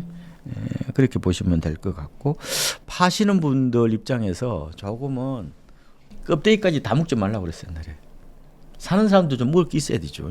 뭐 그런 생각을 하시는 것도 뭐 적정한 가격에 파시는 것도 저는 나쁘지는 않은 것 같아요. 네, 2026년은 초고령 사회 진입이 더욱 가시화되는 해라고 하는데요. 인구가 줄면 집값은 폭락한다는 오랜 가설, 위원님께서는 어떻게 생각하시나요? 장기적으로 맞죠. 단기적으로는 잘 안 맞아요. 사람들이 전망은 가장 중요한 게 장기와 단기를 구분하는 거예요. 그래서 고령화에 따른 집값 폭락설은 오래됐죠. 이게 나온 지가 거의 20년 가까이 됐을 거예요. 이게 이제 그 양치기 소년인가? 그러니까 그게 너무 도식적으로 그 막연한 그 공포 포비아를 망원경으로 보지 않고 돋보기로 봐서 생긴 문제라고 봐요. 인구는 망원경이지 돋보기가 아니에요. 이게 인구 쇼크는 그렇게 쉽게 오는 거 아니에요. 이거는 서서히 우리 삶을 괴롭히는 마치 아침 이슬 같은 거지 소나기가 아니에요, 이게. 그래서 지금 어차피 인구 줄어든다는 거는 다 알고 있는 거고, 물론 외국인이 와가지고 좀 늘어났긴 했는데 내국인 중심으로 보면은 인구는 지금 많이 줄죠. 뭐 더 지방일수록 좀 심한 것 같고. 그래서 우리나라는 결국은 이 고령화하고 인구 감소 두 가지가 이제 주택 시장의 위험 요인이죠. 우리나라 지금 작년 11월 통계로 제가 보니까 우리나라 평균 나이가 45.8세고 서울은 조금 젊죠. 그래도 45.3세 정도 되는 것 같더라고요. 그래서 뭐 장기로 보면은 뭐 안 좋죠. 뭐 그거는 뭐 다 알고 있는 사실이고. 근데 여기서 우리가 이제 체크해야 될 두 가지 사항은 절대 인구가 주는 것보다는 그러니까 어느 쪽으로 인구가 몰리는지를 보는 게 더 낫죠. 이게 이제 평균의 함정 이런 거는 좀 굉장히 위험해요. 제가 봤을 때. 그러니까 일본도 인구 많이 줄지만 요새 그 일본 그 이른바 뭐 강남 3개구 같은 이런 데들은 아파트가 엄청 많이 올랐잖아요. 너무 그렇게 인구 가지고 포비아 비즈니스처럼 그 공포 비즈니스에 빠지면 안 된다고 저는 보고요. 항상 인구가 전체 인구는 줄더라도 어느 쪽으로 특히 젊은 인구가 몰리는지가 오히려 현실적인 어떤 인구 충격의 어떤 그런 관점 포인트가 아닌가 생각이 들어요. 그러니까 두루뭉실하게 보시면 안 돼. 지금 한강 수심이 1.4m인가? 근데 그 지나가면 다 죽잖아요, 그거. 그러니까 여기는 1m도 있을 거고 여기는 뭐 3m, 5m도 있을 텐데 항상 그러니까 평균에 너무 연연하면 안 된다는 생각이 들고 그다음에 두 번째로 봤을 때는 아마도 인구가 줄면은 극심한 양극화가 나타날 거예요. 이건 이제 슈퍼 설림화라고 표현하는데, 그러니까 도시 간의 어떤 격차들이 가면 갈수록 더 심해질 거예요. 그래서 아마 이 똘똘한 한채 현상들은 이 장기 추세라고 봐요 저는. 단기적으로는 이제 뭐 양도세라든지 뭐 일부 세금의 어떤 그런 조절로 뭐 약간 흔들릴 수 있는데 이게 장기적으로 보면은 결국은 도시가 수축하는 어떤 그런 과정이고 그리고 SOC라든지 이런 게 잘 돼 있는 쪽으로 좀 밀집해서 거주하려는 경향들이 생긴단 말이에요. 그렇게 봐야 되고 지금 인구 외에 또 다른 부분을 봐야 돼. 바로 기후 문제예요. 이 기후 재난 때문에 앞으로는 전원이 굉장히 이게 포근함과 웰빙과 어떤 안녕 뭐 심지어 안녕이 아니라 오히려 위험지대로 봐야 될 겁니다 지금. 그래서 이게 기후 재난 때문에 앞으로 도심에 더 들어와 살아야 될 겁니다. 뭐 그런 여러 가지 측면들 보면은 뭐 고령화나 저출산, 뭐 인구 감소, 그다음에 기후 재난, 뭐 이상 기후 이런 걸 감안해 보면은 이 부동산을 바라보는 시각을 좀 차별화해서 봐야 된다는 거예요. 그러니까 오히려 제가 봤을 때는 뭐 인구가 줄면은 어쨌든요 다 피해를 보는 거예요. 그거는 빠져나갈 수는 없어요. 인구는 운명이라고 그러거든요. 근데 이제 이게 우리가 할 수 있는 지혜로운 방법은 인구 충격으로부터 덜 피해를 보는 걸 어떻게 보면은 그걸 이제 찾는 게 이제 어떻게 보면은 좀 더 지혜로운 거죠. 어차피 한계는 있단 말이에요, 그죠? 그래서 제가 이런 게 있더라고. 제가 비바람 치는 날, 제가 마포대교를 걸어가 봤어. 네? 그래서 그날 이제 제가 요새 그 골프 우산이 어때요? 굉장히 크죠. 그렇죠. 네. 그거를 쓰고 이제 갔어요. 비 오는 날. 무슨 생각인지 모르겠어. 그런데 골프산을 이렇게 쓰고 가니까 어디까지 앉았냐면은 요서 어깨부터 이게 무릎 정도까지는 안 젖어요. 안 젖는다고. 네. 비닐우산을 쓰고 가면은 지금 비닐우산 없죠. 일회용 아마 우산을 쓰고 가면은 온몸이 다 젖을 거라고. 그렇죠. 예, 그 차이라고 지금. 그래서 이게 절대적 안전지대는 없어요. 상대적 안전지대를 찾는 게 결국은 저는 포인트라고 보는 거예요. 무슨 아시겠죠? 네. 그래서 이제 젊은 세대들이 커피 들고 왔다 갔다 하는데 그리고 애울음 소리가 들리는데 그 동네 혹은 이제 부촌. 그러니까 결국은 부동산 가격은 돈하고 인구가 결정하거든요. 특히 젊은 인구가. 젊은 층이 많이 모여 있는 데가 좋고 뭐 압구정 이런 데는 당연히 좋은 줄 알잖아요. 그는 돈이 모이니까 그런 건데. 그래서 제 생각에는 어쨌든 일본이 우리보다 20년 앞서간다 그러는데 일본이 한번 가봐야 어떤 일이 벌어졌는데 지금. 그래서 일본에서 일어나고 있는 여러 가지 그런 타워맨션의 어떤 가격 급등 문제라든지 뭐 도심 쏠림 현상이라든지 뭐 이런 것들이 어느 정도 참고 포인트는 저는 되지 않을까 뭐 이렇게 저는 보고 있습니다. 그리고 베이비 부머 세대의 은퇴가 이제 본격화됐는데요. 은퇴 자금이 필요한 6070 세대는 지금 살고 있는 집을 주택연금에 맡기는 게 나을지 아니면 다운사이징 후 차익을 챙기는 게 나을지 어떻게 하는 게 좋을까요? 이게 역시 각계전투예요. 제가 봤을 때는. 그러니까 이제 주택연금이 좋죠. 우리나라에서 참 잘 만든 제도고 외국에서 이거 어떤 석학이 어떻게 보면은 엄청나게 이 주택연금을 칭찬을 했어요. 저도 이제 그런 측면에서 보는 거고, 그러니까 아까 이 우리가 이제 고령화에 따른 어떻게 보면 주택 가격 급락, 이게 안 나타난 이유 중에 하나가 이게 주택연금 도입도 어떻게 보면 일부 영향을 미쳤다고 보는 거예요. 그러니까 옛날에 어떤 얘기가 많았냐면은 이제 나이 들면 이제 돈을 못 벌잖아요. 그럼 뭐예요? 집을 그러면은 결국 팔 수밖에 없잖아. 그죠? 그러니까 일종의 그걸 보고 이제 생계형 매물이라고 그랬거든요. 생계형 매물이 쏟아져서 뭐 결국은 집값이 폭락할 거다. 그래 했는데 이게 상당한 이제 이유 중에 하나가 이제 주택연금하고 우리나라 사람들이 집을 그렇게 생각보다 빨리 안 줄여요. 주로 70대 가서 줄인다는 통계도 있고 그랬는데 뭐 그런 이른바 지금 베이비 부머나 전통 세대 분들이 이제 제가 봤을 때는 집에 대한 집착 이걸 이제 부동산 중독 세대라고도 표현해요. 뭐 그런 분들이 생각보다 그렇게 집을 빨리 줄이지 않는다. 뭐 그런 요인도 하나의 어떤 영향을 미치긴 했지만 뭐 주택연금은 저는 좋은 거라고 봐요. 다만 제가 드리고 싶은 말씀은 주택연금 좋다 이거예요. 좋은데 어떻게 보면 이게 영목이지잖아요. 내 집을 대출 내서 쓰는 거잖아요. 어떻게 보면 그러면은 지금 한참 뭐 요새 직장 잡기 어렵다고 그러지만 그래도 발버둥을 쳐봐야죠. 제가 드리고 싶은 말씀은 정기 고령에 뺏어서는 안 된다는 거예요. 저는 최후의 인생의 보루라고 생각한다면은 보통 고령 자가 두 가지가 있거든요. 정기 고령, 후기 고령. 정기 고령이 아마 65세부터 한 74세까지를 말할 거예요.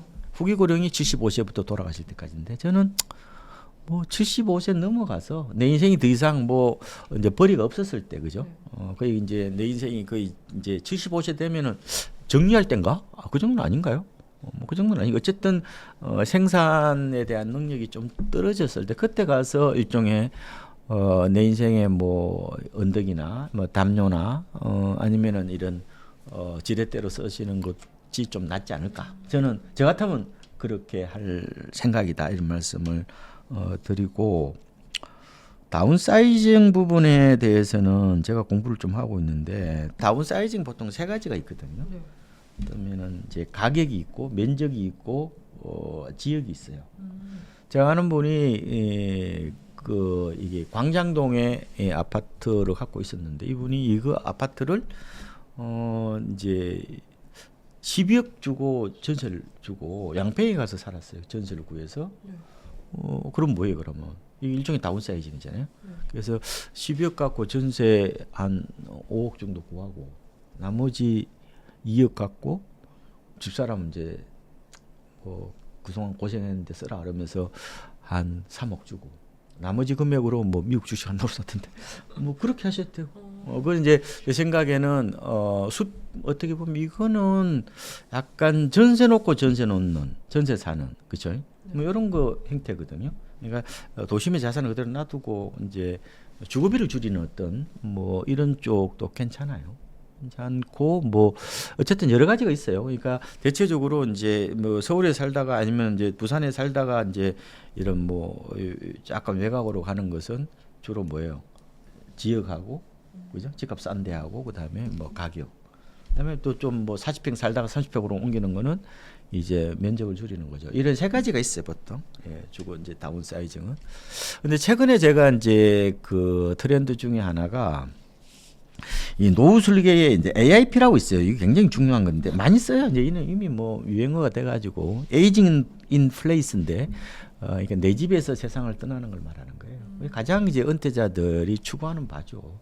병원에서 세상 떠나면 너무 서글프잖아요. 내 집에 대해서 늙어가면서 어떻게 보면은 거기서 이제 숨을 거두는 게 가장 좋은 거죠. AIP라는 게. 근데 이제 AIP도 있지만 AIC가 있어요. 이게 AIC가 커뮤니티죠. 그러니까 내 동네에서 세상을 떠나는 거예요. 그러니까 말하자면은 주거 다운사이징을 하더라도 동네에 사는 거예요. 그러니까 제가 아는 분은 여의도의 아파트를 이게 40억인데 요걸 이제 팔았어요. 팔고 양도세 이제 이렇게 일부 내야 되겠죠, 그죠? 내고 아들 딸한테 이제 3억씩 나눠준 거야. 복 받았어요. 나머지 한 20억으로 이제 거기에서 이제 이렇게 뭐 이렇게 아파트를 사서 거기서 이제 거주하는 이게 이제 그 여의도를 안 벗어나는 거죠. 이게 이제 AIC라는 거예요. 그래서 요새는 이제 병원이 중요해지고 병세권 얘기하잖아요.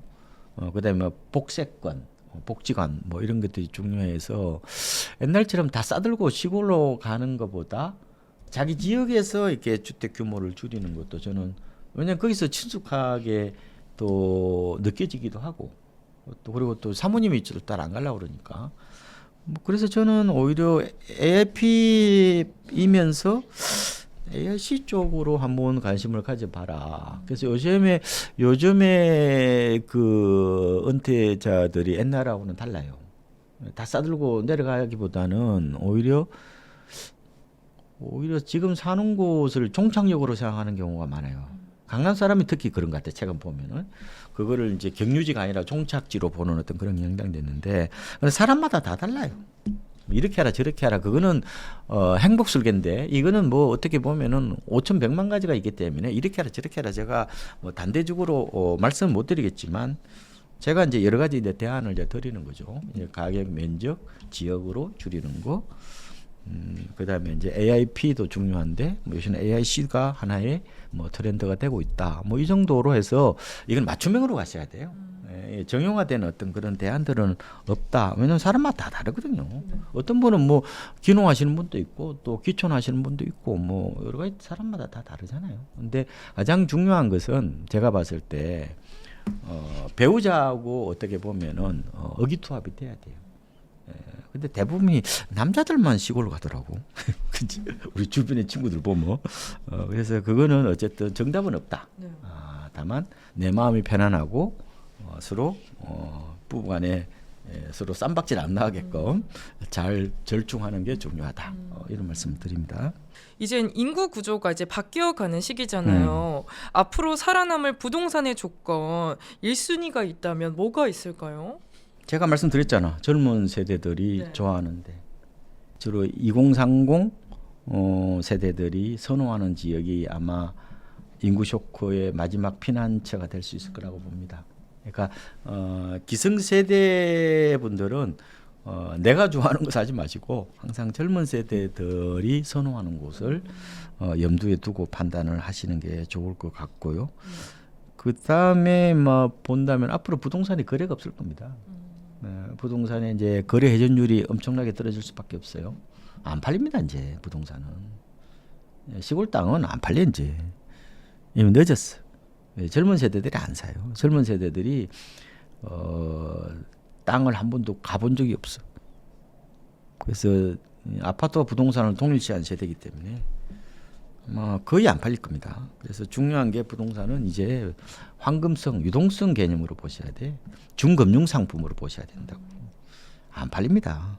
앞으로 아마 부동산의 가장 중요한 포인트가 시세 차익이 아니에요. 수익성이 아니라 황금성이에요. 황금성. 안 팔린다니까 이제. 그래서 항상 팔릴지 안 팔릴지를 보고 판단하셔야 돼. 지금 보고 판단하지 마시고 10년 뒤에도 이 부동산이 팔릴지 안 팔릴지를 보고 판단하셔야 된다니까. 그만큼 이게 인구 감소 시대에 중요한 거는 이게 바로 이 황금성이 생명이 되는 거. 황금성이. 그렇게 말씀드릴게요. 최근 이제 부동산 가격이 가파르게 오르면서 2030 세대는 영끌 아니면 포기로 이제 나눠지고 있는데 이들에게 해주고 싶은 현실적인 조언이 있다면 뭐가 있을까요? 열받지 않겠어요? 그렇죠. 이룰 수 없는데.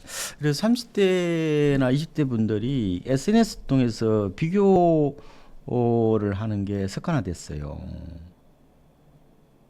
그래서 아마 훨씬 더 심리적으로 위축이 되고 뭐 배아프리즘, 그다음에 좌절, 분노 이런 게 훨씬 더 클 수밖에 없어요. 그러니까 완전히 이게 30대들 제가 조사해 보니까 극과 극이야. 이게 마태 효과 세대라고 해요. 제가 어떻게 그 기성세대 입장에서 그 사람들을 위로하고 희망이 있으니까 헬조선 하지 말라고 얘기하기가 나 기성세대 입장에서는 미안하고 죄송스러울 수밖에 없지. 뭐. 우리 때는 그래도 그나마 삶이 약간 균질적이었어요. 그래도 네. 제 친구 중에서 중학교 나온 친구가 있어요. 그리고 고등학교 나온 친구도 많고 우리 동네에서 우리 동네 친구가 7명인데 이 중에서 대학 나온 친구 2명밖에 없어요. 근데 그 친구들 동창회 만나잖아. 우리 그 우리 초등학교 말하자면 국민학교 친구들 만나면 걔들 다 뭐 차 다 뭐 좋은 거 타고 다녀요. 차 뭐 그랜저 정도는 타요 다. 하다못해 뭐 안 되면은 뭐 투싼 아니고 산타페 정도는 타요. 뭐 별로 우리는 그렇게 삶의 편차가 그렇게 심하지는 않았는데 요즘 세대들은 그게 심하더라고. 서울 아파트 사는 거 보니까 깜짝 놀랐어요, 최근에 서울 아파트를 30대가 사는 비중이 4년 만에 최고치였어요. 30대가 무슨 돈이 있어? 그렇죠. 근데 왜 이렇게 집을 많이 샀냐고요? 특히 아파트가 서울 아파트가 지금 15억이 넘었는데 그럼 어떻게 이렇게 산 거예요? 아, 제가 보니까 30대들이 이 고소득 맞벌이들이 결국은 집을 사는 거야. 그래서 지금 고소득 맞벌이가 시장 불안의 핵심 저는 수요청이라고 보는 겁니다. 그래서 우리나라에 이제 집을 처음에 사는 연령대가 계속 늦어져요. 지금 41.3세까지 늦어졌어. 그런데 30대 중에서 고소득자는 37.8세야. 30대 여지 집 삽니다. 다르죠. 그러니까 완전히 그들만의 리그. 그러니까 30대들은 자산이 거의 극과 극이야. 물론 내 아는 사람 중에서 뭐 코인해 가지고 3천억 번 사람도 봤는데 이러다 보니까 이 고소득 맞벌이들이 어떻게 보면은 이제 집을 사는 거야. 그렇잖아요. 그러니까 마용성도 사는 거고, 그다음에 뭐 강남 되는 사람도 사는 거고. 강남 가봐야 오히려 젊은 사람 많이 산다니까. 이런 극과 극의 모습들이 나타나다 보니까 이게 집값이 안 잡히는 거야 이게. 이 구매력을 갖추고 있잖아요 이 사람들이.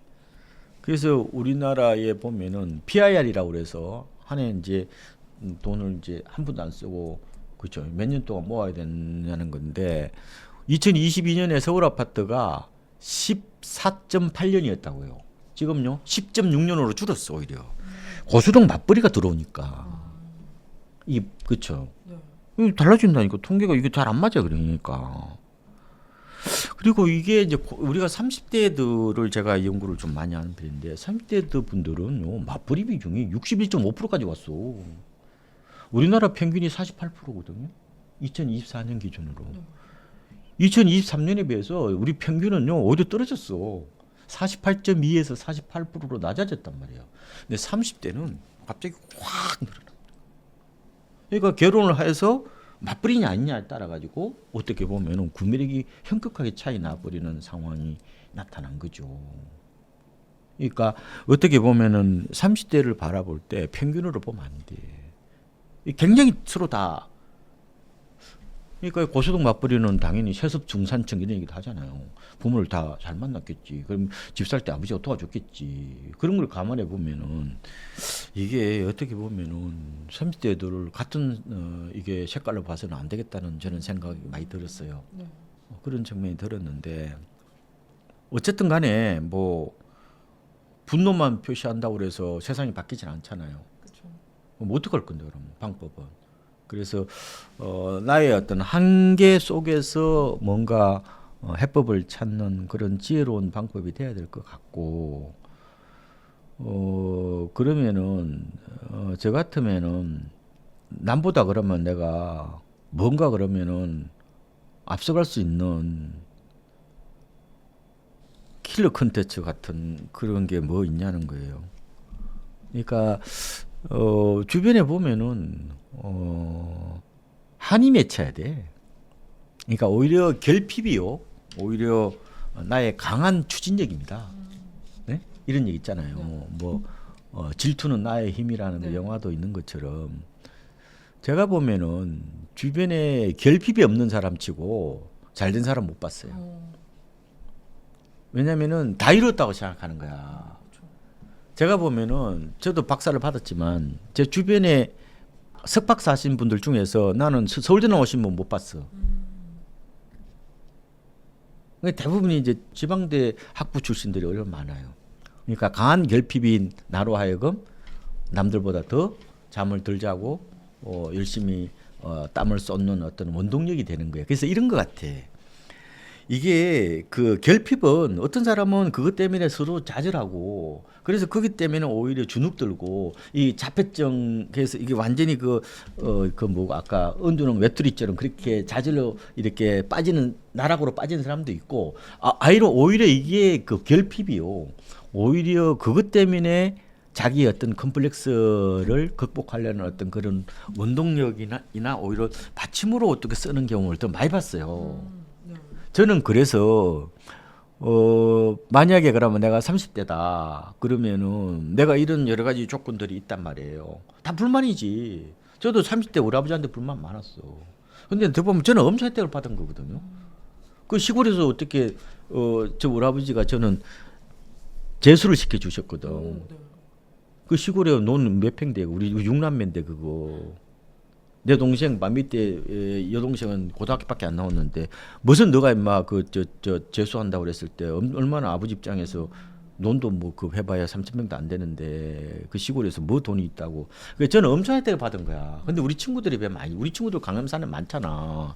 근데 그렇게 다 따지면은 이게 결국은 살 의미가 없어지는 거야. 근데 중요한 거는 제가 드리고 싶은 거는 누구나 다 남의 떡이 커 보인다고. 그렇죠. 네. 근데 알고 보면 그렇지 않아요. 예? 보면은 자기끼리 뭐 날마다 손잡고 다니고 뭐 날마다 뽀뽀해 쌓는 사람 치고는 보면 그 사람 이혼하더라고 보니까. 예? 그러니까 진짜 주변에 보면 그런 애들 많아. 그래서 진짜 그러면은 나의 이제 제가 드리고 싶은 말씀은 누구나 다 결핍이 있어야 내가 치고 나간단 말이야. 그러면 내가 돈을 벌고 싶다. 그럼 주식하고 코인을 밤새도록 연구해요. 하루에 그러면은 회사 일 빼고는 다 그 공부해. 주식하고 그 공부해. 그쪽에 요새 다 빠져 있으니까 그러면 내가 그럼 주식에 그럼 기술적 분석뿐만 아니라 산업 분석이라든지 그다음에 뭐 이런 트렌드 분석에 대해서 앞서가면 되잖아. 그래서 만약에 그쪽에 내가 저주가 보인다 그러면은 훨씬 더 돈을 많이 투입하고 그래서 거기서 부를 이루면 되잖아요. 응? 네. 아니면은 내가 뭐 공부를 더 해가지고 뭐 이렇게 할 수도 있죠. 저도 30대 후반에 저도 갑자기 인생이 헤이가 와서 석박사 과정 야간에 들어가서 저도 박사를 받았는데 제가 드리고 싶은 말씀은 누구나 다 나름대로 다 이게 컴플렉스가 있고 그리고 집안에 다 우환이 있어요. 집안에 우환이 없는 집안이 없다고. 다 보면 사연에 보면 다 우환이 있어. 그래서 남부터 크게 보지 말고 내 한계 속에서 과연 어떻게 가라면 발버둥을 쳐서 이 내가 굴레를 벗을 것인지에 대해 고민을 해봐야 되고 제가 꼭 드리고 싶은 말씀은 내가 그 업계에 있잖아요. 3% 안에 들어가기 위해서 한번 노력을 해봐요. 3% 들어가기 어려워요. 그렇죠. 1% 들어가면 자주 못 봐요. TV에서만 보는 거고 10%만 들어가도 잘하는 편인데 3% 정도 들어가시면은 그렇게 돈 가지고 걱정을 안 할 수 있어요. 그래서 내가 남들보다 앞서갈 수 있는 부분에 대해서 나의 어떤 내가 좋아하는 거, 그다음에 나의 능력, 그렇죠?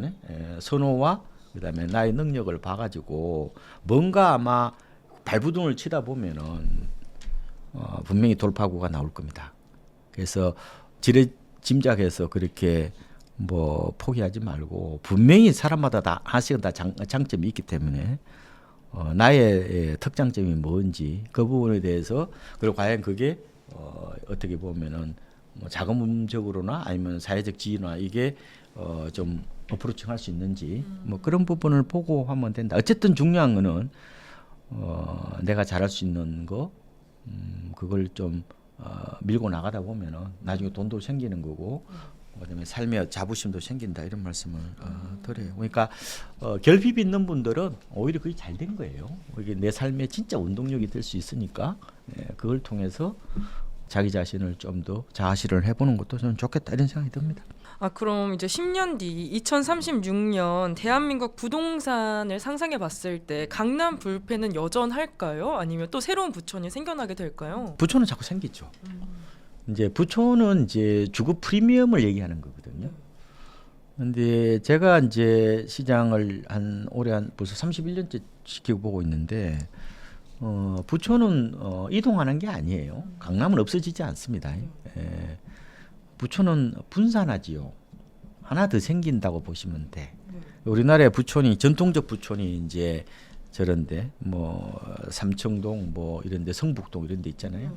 뭐 이런 데가 부촌 여전해요. 그 다 부자들이 사십니다. 한남동 이런데. 예. 근데 이제 그거는 전통적으로 이제 단독주택 부촌이고 이제 강남이 이제 생기면서 하나의 이제 부촌이 된 거죠. 근데 그래서 부촌은 새로 생기는 거지. 기존 게 없어지진 않아요. 그래서 이제 지금 이제 성수동으로 가겠죠. 이미 용산은 뭐 부촌이 돼버린 거고. 그래서 아마 제 생각에는 이런 부촌들이 아마 조금 더 생길 겁니다. 네, 이렇게 했어요. 그래서 우리나라는 원래 부촌이 없었어요. 우리나라는 인위적으로 부촌을 허용하지 않아요. 우리나라는 베버리스가 없어요. 그래서 우리나라의 특징은 외곽에 부촌이 없어요. 공일합번 지역의 도심이 형성되는 이게 이제 미국과 완전히 다른 케이스입니다. 그래서 미국은 이제 옛날에 도심이 살았죠. 부자들이. 근데 이게 이제 흑백 갈등이 심해지니까 이 화이트 플라이트라고 그래요. 이걸 보고. 예? 백인 대탈출이라고 그래요. 그때 고속도로가 깔렸죠. 예, 그 마이카 붐이 같이 불면서 백인들이 다 자기들만의 이제 외곽 지역에 와서 일종의 이제 이걸 보고 이제 그 부르주아지 유토피아라고 그래요. 그걸 만들었죠. 우리나라는 그렇지 않아요. 우리나라는 기본적으로 이제 주로 도심에 있는 사람이 외곽으로 간 여러 가지 이유 중에 하나가 직장을 쫓아서 갔고, 그 다음에 집값이 비싸서 외곽으로 갔죠. 이게 이제 교회와의 특징이 달라요. 미국과 우리나라는. 그래서 우리나라는 여전히 도심에 이제 부촌이 형성되는 게 이제 주 특징이라고 보면 되고, 서울은 이제 보면은 단독주택 부촌이 있죠. 근데 지방은 단독주택 부촌이 없어요. 그 아파트 부촌이라고 보시면 될 것 같고, 어쨌든 부촌은 어쨌든 부자들이 모여 사는 곳이긴데 그게 보면은 약간 지방은 부산 같은 데 보면 약간 그 해수동이라고 그러잖아요. 이렇게 약간 여러 번 띄엄띄엄 이렇게 만들어져요. 부산도 보면 뭐 광주는 뭐 봉선동이나 이런 데고, 대구야 뭐 범어동, 뭐 대전에 뭐 둔산 쪽에 이런 식으로 띄엄띄엄 이렇게 이제 만들어지는 게 특징인데, 아마 제 생각에는 부촌들이 아마 앞으로도 말씀드린 것처럼 아마 띄엄띄엄 더 생길 겁니다. 이렇게. 그렇게 보셔야 돼요. 부촌이 자꾸 이동한다고 생각하는데 부촌은 소멸하는 게 아니에요. 이게 자꾸 하나 더 생기는 거고, 다만 이제 경쟁력은 조금 이룰 수는 있지만 부촌은 그렇게 쉽게 이렇게 소멸되거나 하는 그런 개념은 아니고, 하나 정도 더 생기는 어떤 그런 분산 개념으로 보시는 게 좀 맞을 것 같다. 그래서 이제 앞으로 아마 우리나라 부촌에서는 뭐 총 들고 있는 사람 없잖아요. 필리핀 같은 데 가면 있잖아요. 우리나라도 이제 외국인들이 많아지고 빈부 갈등이 심해지면은 부촌들이 아마 훨씬 더 이게 장벽을 좀 높이는 어떤 그런 모습이 있어요. 이게 게이티드 커뮤니티라고 그래요. 폐쇄형. 지금은 폐쇄형이 좀 덜하죠. 난 앞으로 우리나라도 아마 이런 부촌들이 아마 이게 성을 더 높이 쌓으면서 게이티드 커뮤니티, 말하자면 폐쇄형 커뮤니티 쪽이 더 어떻게 보면은 커질 것 같은 뭐 그런 생각도 들어요. 앞으로는 이제 사회가 더 불안해질 수 있기 때문에 어쨌든 뭐 제가 부촌은 뭐 어쨌든 새로 하나 더 만들어지는 어떤 그런 쪽으로 갈 거다. 뭐 종전 부촌은 그렇게까지 갑자기 사라지지 않는다. 예, 뭐 그렇죠. 그런 말씀을 드리면서 저는 마무리하겠습니다. 네. 예. 네, 오늘 박원갑 위원님과 함께 현재 부동산 시장과 앞으로 부동산 시장 흐름 같이 짚어봤는데요. 그럼 위원님, 저희 성공의 진심인 구독자분들께 네. 한 말씀만 해주시고 마무리해주세요. 네, 저는 뭐 시장을 바라볼 때 비관론자보다는 낙관론자가 최후의 승자가 된다고 봐요. 설사 틀리더라도 낙관론자로 있으면서 틀리는 게 나아요. 그래서 물론 이제 너무 이제 이렇게 뭐 근거 없이 이게 낙관론은 이걸 팽글로시안이라고 그러거든요. 이게 그렇게 되는 것은 좋지 않고, 맹목적인 낙관론보다는 저는 합리적 낙관론자, 저는 그런 삶을 추구하고 싶고 주변에서 이런 안 좋은 얘기를 하는 사람들보다 희망을 얘기하는 사람들을 자주 만나십시오. 왜냐하면 이게 오염돼요. 그래서 항상 과거를 얘기하는 사람보다 미래를 얘기하는 사람, 그리고 절망을 얘기하는 사람보다 희망을 얘기하는 사람, 이런 사람들하고 같이 어울려야 내 삶도 밝아집니다. 그래서 저는 가장 좋은 게 미래와 희망을 얘기하는 사람들, 그런 좀 조금 낙천적인 사람, 그런 사람들하고 같이 어울려 즐거워요. 아시겠죠? 네. 그래서 물론 이제 그 쉽지 않지만 뭐 저는 비관론자는 좀 별로. 그리고 설사 내가 낙관론자가 안 된다고 하더라도 회의론자는 괜찮아요. 회의주의자는 괜찮아요. 이게 알 수 있다? 뭐 합리적 의심을 한다. 이런 건 괜찮거든요. 근데 비관론자들은 근처에 안 가는 게 좋습니다. 같이 밥도 같이 먹지 마. 위원님 오늘 귀한 말씀 감사합니다. 오늘 저희가 준비한 이야기는 여기까지고요. 저희는 다음 인터뷰로 찾아뵙겠습니다. 감사합니다.